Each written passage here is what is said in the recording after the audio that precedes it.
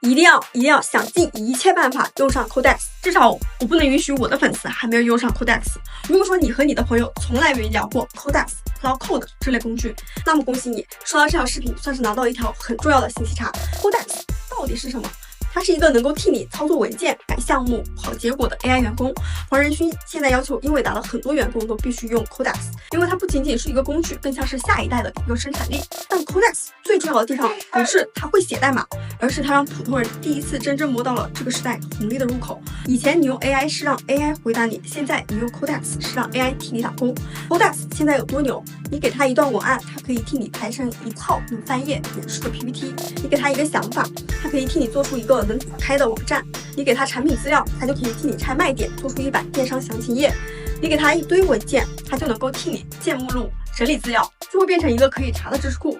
甚至分层 PSD、CAD 草图、飞书里的办公事项，只要你把流程说清楚，它就可以一步一步的替你去做。这个就是 Codex 最大的价值。普通人终于能真正调用 AI 的能力了。以前很多事情你不会代码、不会设计就做不了，不会做的话就只能手动去干。但是 Codex 出来之后，你只要能够说清楚目标，它就能够帮你去做工作中重复的事情了。所以说，为什么劝你尽早用？是因为你越早用，越早知道哪些活已经不用自己干了。这真的是我觉得最低成本可以最快提高工作效率和 AI 认知的一个方法了。还没有用的，赶紧去试。